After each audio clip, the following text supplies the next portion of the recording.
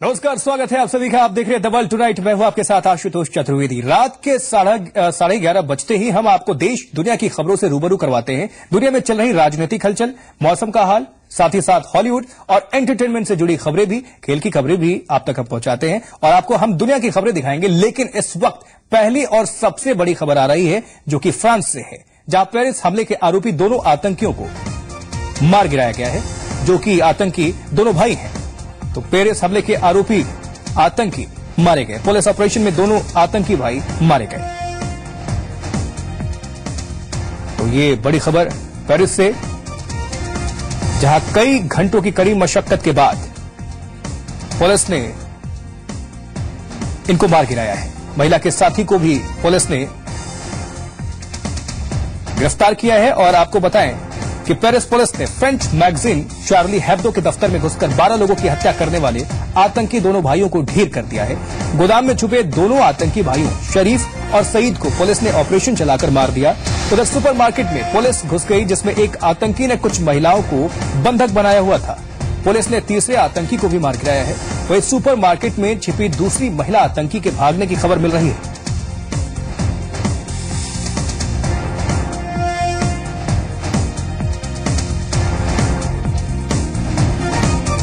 और आपको बता दें कि ये जो दोनों भाई थे आतंकी, इन्होंने यमन से ट्रेनिंग ली थी और कड़ी मशक्कत के बाद इनको आखिरकार मार गिराया गया। 3 दिनों से पेरिस के लिए ये दहशतगर्द बने हुए थे। पेरिस में इन्होंने आतंक फैला रखा था। 80,000 पुलिसकर्मियों को इनको मारने के काम में लगाया गया था, गिरफ्तार करने के काम में लगाया गया था। पूरे सर्च ऑपरेशन चलाए गए, लेकिन 3 दिन के बाद आखिरकार ये इन पर काबू पाया जा सका, इनको मारने के बाद।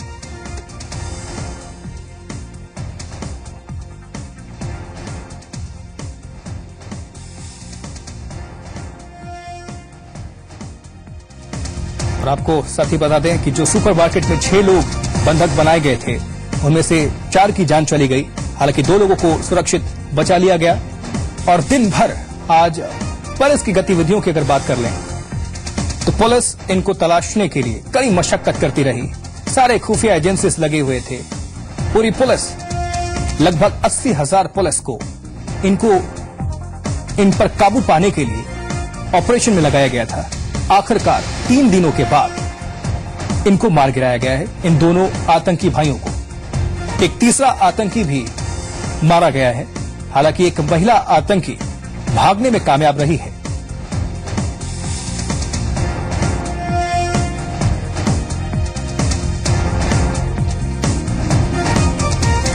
और साथ ही आपको बता दें कि भारत की ओर से जो गतिविधियां हुई हैं, भारतीय प्रधानमंत्री नरेंद्र मोदी ने फ्रांस के राष्ट्रपति से अपनी बातचीत की है। उनको शोक व्यक्त किया है इस घटनाक्रम को लेकर। पूरी बातचीत उन्होंने अच्छी तरह से की है। और दुनिया भर की अगर बात हम करें तो न सिर्फ भारत बल्कि तमाम यूरोपियन कंट्रीज की भी बात कर लें, उन्होंने अपनी संवेदना व्यक्त की है पेरिस में मारे गए लोगों के लिए, पत्रकारों के लिए, पुलिसकर्मियों के लिए। अमेरिकी राष्ट्रपति की बात कर लें, उन्होंने भी अपनी संवेदना इस पर प्रकट की। नरेंद्र मोदी ने, भारतीय प्रधानमंत्री ने फ्रांस के राष्ट्रपति से बातचीत की होलंदे से और अपनी संवेदना प्रकट की। उन्होंने कहा कि संकट की इस घड़ी में, दुख की इस घड़ी में हम आपके साथ हैं।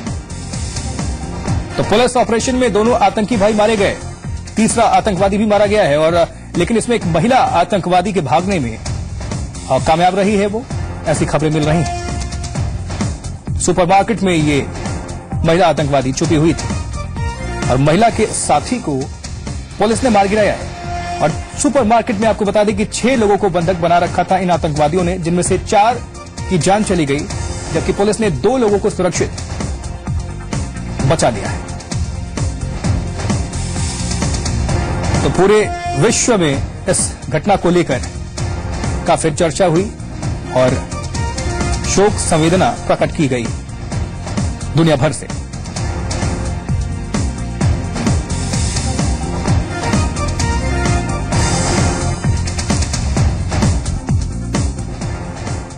तो पहली खबर जो फ्रांस से आई, अब दूसरी बड़ी खबर पाकिस्तान। पाकिस्तान के रावलपिंडी शहर में आत्मघाती हमला हुआ है। आपको बताएं कि हमले में 7 लोगों की जान चली गई है। हमले में 17 लोग बुरी तरह से जख्मी बताए जा रहे हैं। वहीं खबरें ये भी हैं कि पाकिस्तान सुरक्षा बलों ने आज कराची में अलकायदा के 4 आतंकियों को मार गिराया है। दिसंबर में पेशावर में हुए हमले के बाद पाकिस्तान सरकार ने आतंकियों के खिलाफ कार्रवाई तेज कर दी है, लेकिन पाकिस्तान पर जब बनती है तभी पाकिस्तान ये कार्रवाई करता है।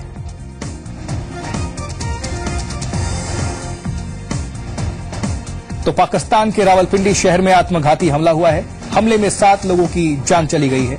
हमले में 17 लोग बुरी तरह से जख्मी बताए जा रहे हैं। वहीं खबरें हैं कि पाकिस्तान सुरक्षा बलों ने आज कराची में अलकायदा के 4 आतंकियों को मार गिराया है। दिसंबर में पेशावर में हुए हमले के बाद पाकिस्तान सरकार ने आतंकियों के खिलाफ कार्रवाई तेज कर दी है।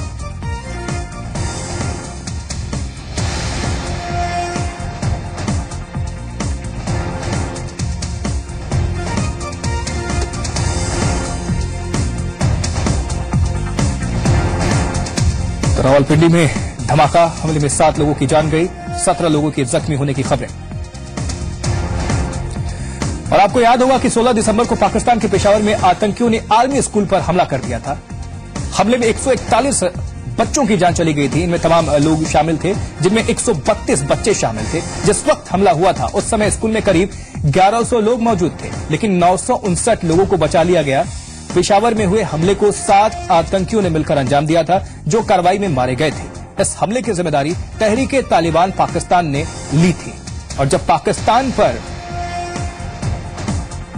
यह नौबत आई, जब आतंकवादियों ने हमला किया, तब पाकिस्तान ने कार्रवाई शुरू की है और अब इस कार्रवाई को तेज कर दिया है।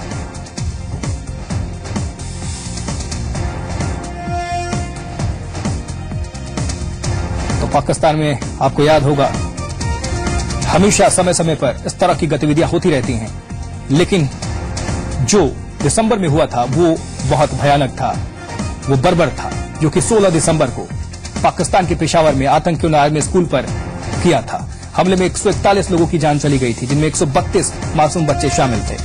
और जिस वक्त ये हमला हुआ था उस समय स्कूल में करीब 1100 लोग मौजूद थे, लेकिन 959 लोगों को बचा लिया गया था। पेशावर में हुए हमले को 7 आतंकियों ने अंजाम दिया था, जो कार्रवाई में मारे गए थे। इस हमले की जिम्मेदारी तहरीक-ए-तालिबान पाकिस्तान ने उठाई थी। तो पेशावर के बाद अब रावलपिंडी में यह हमला आत्मघाती। तो 2 तस्वीरों के माध्यम से देख रहे हैं दुनिया में इस वक्त क्या गतिविधियां चल रही हैं, वो देख सकते हैं, जहां आतंकवादियों ने अपने मंसूबे को समय समय पर दिखाने की कोशिश की है। जहां फ्रांस की राजधानी पेरिस दहला हुआ है आतंकियों की इस करतूत से। हालांकि दोनों जो आतंकी भाई थे उनको मार गिराया गया है। और दूसरी तरफ ये पड़ोसी मुल्क पाकिस्तान के रावलपिंडी शहर की तस्वीर है। तो आतंक की 2 तस्वीर।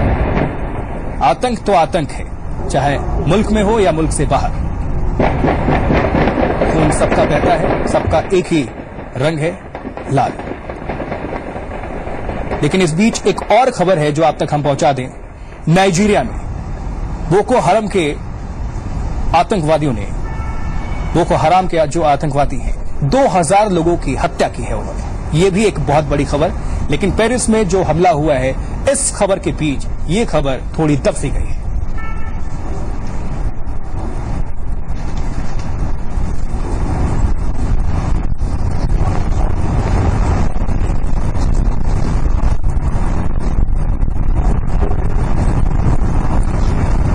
फ्रांस में हुए हमले के बाद निश्चित तौर पर पूरी दुनिया की जो है वो चिंता काफी बढ़ गई है। फ्रांस की मैगजीन पर हुए आतंकी हमले में यूरोपीय देशों में आतंक के बड़े खतरे को पुख्ता कर दिया है। अभी तक मध्य एशिया, अफ्रीका और एशियाई देशों में तबाही मचाने वाले चरमपंथ की यूरोपीय देशों में दस्तक ये बता रही है कि आने वाले दिनों में किस तरह आतंकवाद का दायरा उन देशों को भी शिकंजे में लेने वाला है जो प्रगतिवादी माने जाते हैं।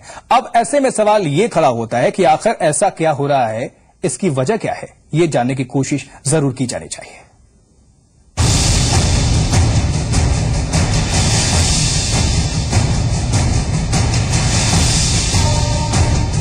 नवंबर 2003 इस्तांबुल, मार्च 2004 मैड्रिड, जुलाई 2005 लंदन, सितंबर 2005 डेनमार्क, नवंबर 2001 पेरिस, मई और सितंबर 2014 ब्रुसेल्स और जनवरी 2015 पेरिस।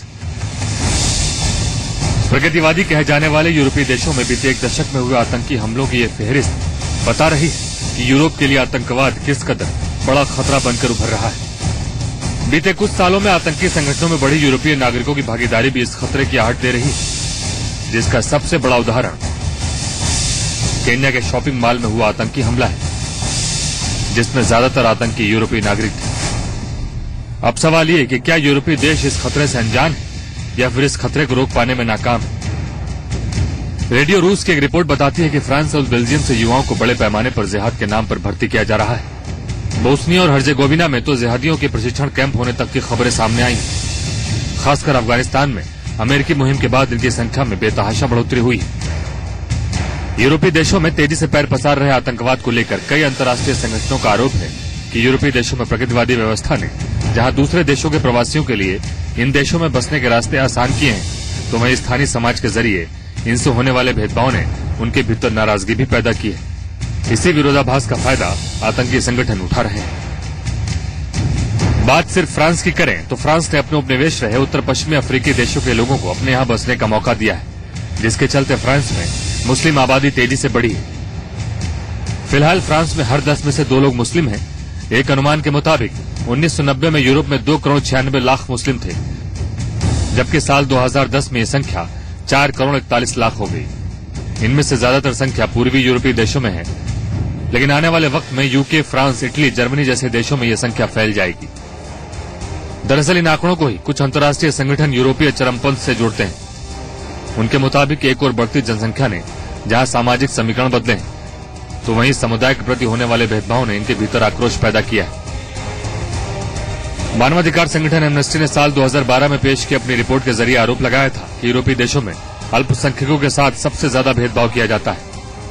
पारंपरिक ड्रेस में रहना उनके लिए शिक्षा से लेकर रोजगार के अवसर तक कम करता है। रिपोर्ट में बेल्जियम, फ्रांस, नीदरलैंड और स्पेन में हिजाब पहनने पर रोक और 2009 में मीनारों पर लगी रोक को इसी भेदभाव से जोड़कर देखा गया है। ये वो वजह हैं जिनसे चरमपंथ को बढ़ावा मिलने से जोड़कर देखा जाता है। जानकार मानते हैं कि यूरोपीय देशों में बढ़ते चरमपंथ के पीछे न केवल ये भेदभाव जिम्मेदार है, बल्कि अल्पसंख्यकों को लेकर सरकारी नीतियां भी समुदाय में आक्रोश पैदा कर रही हैं, जिसका फायदा ISIS और अलकायदा जैसे संगठन उठा रहे हैं। जाहिर है अगर वाकई इसमें थोड़ी सी हकीकत है तो यह गंभीर मसला है, जिस पर अगर यूरोपीय देशों ने तुरंत कदम नहीं उठाए तो आतंक का अगला कुरुक्षेत्र यूरोप ही होगा। ब्यूरो रिपोर्ट, जी मीडिया। दुनिया में क्या कुछ गतिविधियां चल रही हैं, क्या कुछ हलचल रहा, फटाफट नजर डालते हैं।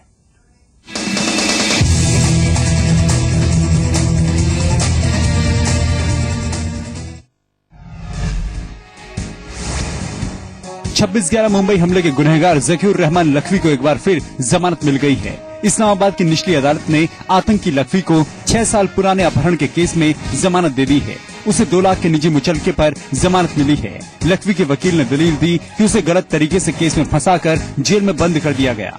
गौरतलब है कि लखवी को जमानत दिए जाने के बाद भारत ने कड़ा विरोध जताया था।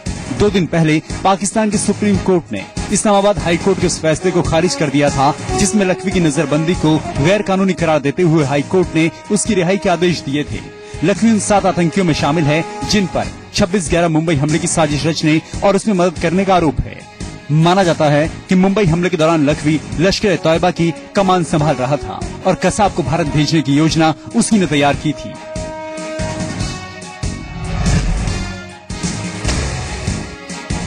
मैत्रीपाला सिरिसेना श्रीलंका के नए राष्ट्रपति होंगे। राजधानी कोलंबो में उन्होंने शुक्रवार को राष्ट्रपति पद की शपथ ली।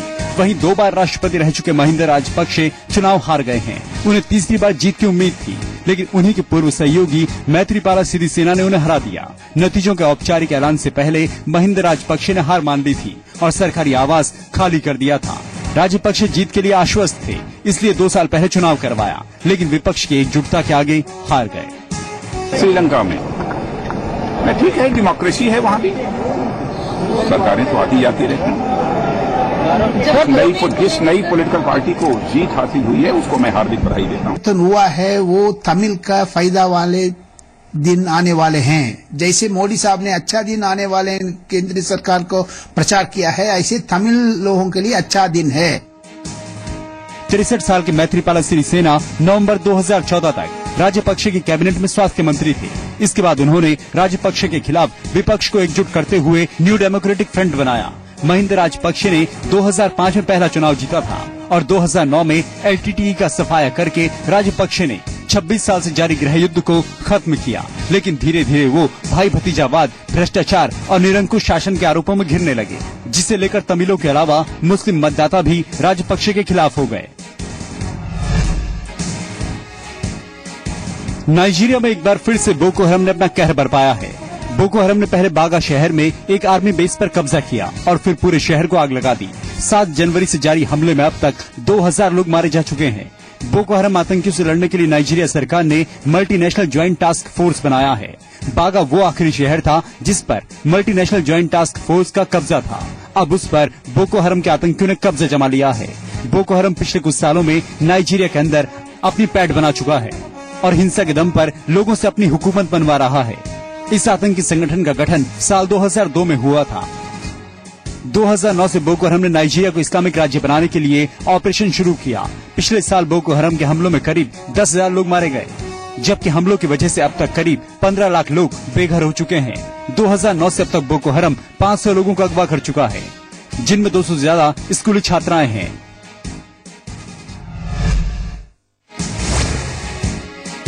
संयुक्त राष्ट्र महासचिव बान की मून ने महासभा में साल 2015 की अपनी प्राथमिकताओं का जिक्र किया। महासभा को संबोधित करते हुए उन्होंने विकास, शांति और मानवाधिकार के मुद्दे पर जोर दिया। आतंक को दुनिया के लिए बड़ा खतरा बताते हुए यूएन महासचिव ने सहन शक्ति और समझदारी दिखाने की अपील की। I want to make a special appeal for tolerance and understanding. मैं सहनशीलता और समझदारी के लिए अपील करना चाहता हूं, क्योंकि बहुत सी जगहों पर हमने आतंकी वारदातें देखी हैं, चरमपंथ और क्रूरता देखी है और संप्रदायों के बीच चिंतित कर देने वाला तनाव भी दिखाई देता है। Worrying escalation of tensions between communities. बान की मून ने चरमपंथियों से नाइजीरिया से अगवा की गई 200 से ज्यादा लड़कियों की तुरंत रिहाई की अपील भी की। As a Secretary General and as a father and grandfather. महासचिव के तौर पर, पिता के तौर पर और दादा के तौर पर मैं सभी बंधकों की बिना शर्त और जल्द रिहाई की अपील करता हूं, ताकि वो अपने परिवार और अपनी जिंदगी में वापस लौट सकें। Resume their lives. इसके अलावा संयुक्त राष्ट्र महासचिव ने साल 2015 में इबोला से लड़ने की बात कही और इबोला को दुनिया के लिए मानवीय त्रासदी बताया। उन्होंने कहा कि दुनिया के तमाम देशों जैसे सीरिया, दक्षिणी सूडान और लीबिया में संघर्ष खत्म होना चाहिए। हांगकांग के मशहूर एक्टर जैकी चैन अपने बेटे की करतूतों को लेकर सुर्खियों में है। जैकी चैन के बेटे जेसी चैन को 6 महीने की जेल हो गई है। उन पर नशेड़ियों को जगह मुहैया कराने का आरोप है। पिछले साल अगस्त में पुलिस ने जेसी चैन के अपार्टमेंट पर छापा मारा था, जिसमें जेसी के अलावा ताइवान के फिल्म स्टार कोकाई और दूसरे लोग भी पकड़े गए थे। छापे में 100 ग्राम से ज्यादा मैरिजुआना बरामद हुई थी। जेसी चैन ने भी मैरिजुआना ली थी। इस अपराध के लिए चीन में अधिकतम 3 साल की सजा होती है, लेकिन जेसी ने अपना अपराध मान लिया है, इसलिए बीजिंग की अदालत ने उन पर दया दिखाई। 32 साल की जेसी चैन पर 2000 युआन यानी करीब 20,000 रूपए का जुर्माना भी लगाया गया है। 61 साल के जैकी चैन 60 के दशक की फिल्मों में छाए रहे। जैकी चैन अब तक 150 से ज्यादा फिल्मों में काम कर चुके हैं, जबकि अमेरिका में पैदा हुए उनके बेटे जेसी चैन भी एक्टर और सिंगर हैं। 2004 में उन्होंने अपना पहला एल्बम रिलीज किया था। एक तरफ बीते 4 साल से सीरिया संघर्ष लोगों के लिए मुसीबत बना हुआ है, तो वहीं दूसरी तरफ सीरियाई लोगों पर जबरदस्त ठंड की मार पड़ रही है। ये तस्वीरें सीरिया के दारा शहर की हैं, जहां बर्फीले तूफान की वजह से तापमान में भारी गिरावट दर्ज की गई। यहाँ बहुत जबरदस्त ठंड है। यहाँ ना तो गैसोलीन है, ना ही गैस सिलेंडर। हम लकड़ियाँ जुटा रही हैं और हीटर की व्यवस्था कर रही हैं। बच्चों को बहुत ज्यादा ठंड महसूस हो रही है।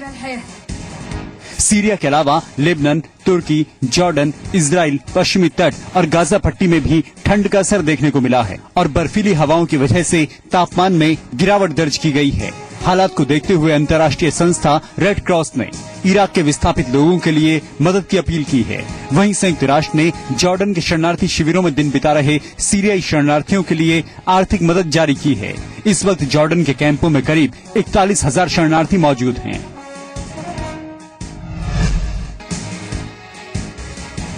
चीन के हार्बिन शहर में इन दिनों मानो बर्फ का मेला लगा हुआ था, क्योंकि यहाँ चल रहा था 29वां हार्बे इंटरनेशनल आइस स्कल्पचर कंपटीशन। इस कंपटीशन में दुनिया भर से तमाम टीमों ने हिस्सा लिया और बर्फ की खूबसूरत कलाकृतियां बनाई।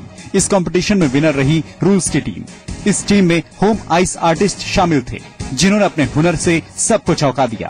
कंपटीशन में कुल 10 देशों से आई 27 टीमों ने हिस्सा लिया, जिन्होंने एक से बढ़कर एक बेहतरीन कलाकृतियां बनाई। उनके पास न सिर्फ इस कला के बेसिक टूल्स थे, बल्कि स्पेशल इक्विपमेंट्स भी थे, जिससे उन्होंने बर्फ में लिक्विड भरकर उसे और भी खूबसूरत बना दिया। लेकिन इन सबसे ऊपर रही आर्टिस्ट की क्रिएटिविटी, जिससे उन्होंने मानो बर्फ को जिंदा कलाकृतियों में तब्दील कर दिया हो। प्रिंसेस कैथरीन यानी डचेस ऑफ कैम्ब्रिज आज 33 साल की हो चुकी हैं, लेकिन उम्र के हर पड़ाव के साथ उनकी पर्सनैलिटी और भी खूबसूरत होती जा रही है। उन्होंने जब शाही घराने में कदम रखा तो तमाम आशंकाएं थीं। मसलन गैर शाही खानदान से आने वाली केट मिडल्टन क्या प्रिंसेस कैथरीन के टाइटल को निभा पाएंगी, लेकिन केट ने सब कुछ इतनी अच्छी तरह निभाया कि वो ब्रिटेन में काफी पॉपुलर हो चुकी हैं। हस्बैंड प्रिंस विलियम के साथ उनकी शानदार केमिस्ट्री उन दोनों को परफेक्ट कपल बना देती है और उनकी फैमिली को परफेक्ट करने के लिए प्रिंस जॉर्ज भी इस केमिस्ट्री का हिस्सा बन चुके हैं। केट जल्द ही शाही परिवार में एक और मेहमान को शामिल करने वाली हैं और उसकी खुशी उनके चेहरे पर इन दिनों खूब दमक रही है। तो केट को उनके शानदार फ्यूचर के लिए ऑल द बेस्ट और उनके जन्मदिन पर हमारी ओर से ढेरों शुभकामनाएं।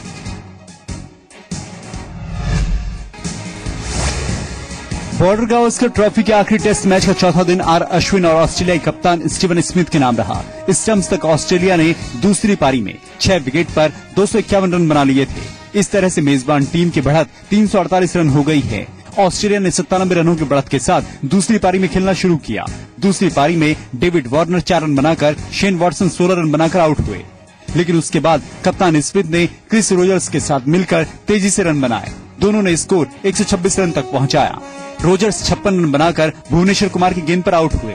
इसके बाद शान मार्श महज 1 रन बनाकर आउट हुए। स्मिथ 71 रन बनाकर आउट हुए। इससे पहले सिडनी टेस्ट मैच के चौथे दिन टीम इंडिया पहली पारी में 475 रनों पर सिमट गई। ऑस्ट्रेलियाई टीम को पहली पारी में 97 रनों की बढ़त मिली। भारत की ओर से पछल्ले बल्लेबाजों ने सीरीज में अब तक का सबसे बढ़िया प्रदर्शन किया। आर अश्विन 50 रन बनाकर और भुवनेश्वर कुमार ने 30 रन बनाकर भारत को बेहतर स्थिति में पहुंचाया।